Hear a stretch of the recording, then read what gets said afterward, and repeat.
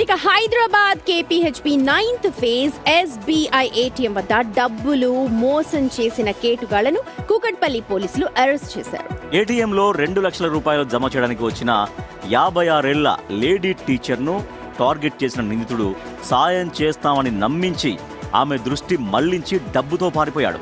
బాధితురాలి ఫిర్యాదుతో వెంటనే రెస్పాండ్ అయిన క్రైమ్ టీమ్ సీసీటీవీ ఫుటేజ్ ని పరిశీలించి దర్యాప్తుని వేగం చేసింది.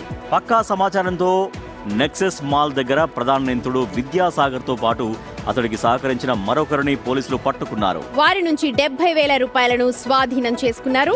ఇప్పటికే విద్యాసాగర్ పై 19 కేసులు ఉన్నట్లు గుర్తించారు పోలీసులు. 19 కేసులంట, అంటే ఇటువంటివే కావచ్చు అంటే వాళ్ళు అదను కోసం వెయిట్ చేస్తుంటారు అనుకుంటా. ఎవరైనా హెల్ప్లెస్ అంటే డబ్బులు జమ చేయడం రాని వాళ్ళు, పెద్దవాళ్ళు, వాళ్ళకి సరిగా టెక్నాలజీ తెలియదు, ఏ బటన్ నొక్కాలో తెలియదు, అలాంటి వాళ్ళని అట్లాంటి దగ్గర ఏం చేస్తారంటే సహజంగానే వాళ్ళు చూడడానికి బాగుంటారు కాబట్టి అవతల అట్లా నమ్ముతారు. నేను వీళ్ళు అడగడమో లేదంటే వాళ్ళు అడగడమో జరుగుతుంది. సరే తీసి ఇవ్వమంటే తీసిస్తాడు కదా అనుకుంటారు.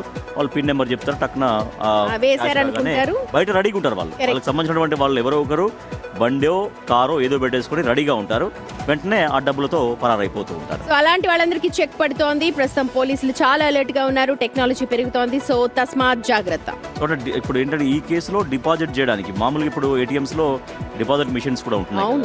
అవి డిపాజిట్ చేసే ప్రాసెస్ చాలా మందికి తెలియదు. మీరు అన్నట్టుగా ఏ బటన్ నొక్కాలి, తర్వాత ఎటువంటి ఆప్షన్ లాంగ్వేజెస్ ఆప్షన్స్ ఉంటాయి, పిన్ నెంబర్ అడుగుతూ ఉంటుంది, చాలా ఉంటాయి. సో ఆవిడ పెద్ద ఆవిడ 68 ఏళ్ళు అంటే పెద్ద ఆవిడ. సో కనిపిస్తుంది, కనిపించదు, ఇలాంటివన్నీ అదనుగా చేసుకుని కేటుగాళ్లు మాటు వేసి ఉంటారు. కాబట్టి ప్రతి ఒక్కరూ అలర్ట్ గా జాగ్రత్తగా ఉండాలి. ఏటీఎంస్ లో గానీ బ్యాంక్స్ లో గానీ ట్రాన్సాక్షన్స్ అప్పుడు మీకు తోడుగా మీకు ఏమైనా ఇబ్బందులు ఉంటే, మీకు ఏమైనా డౌట్స్ ఉంటే మీకు తెలిసిన వాళ్ళతో వెళ్ళండి. అపరిచితులని ఏ మాత్రం నమ్మకండి. అందరూ మంచి వాళ్ళు ఉన్నారు, దొంగలు ఉంటారు.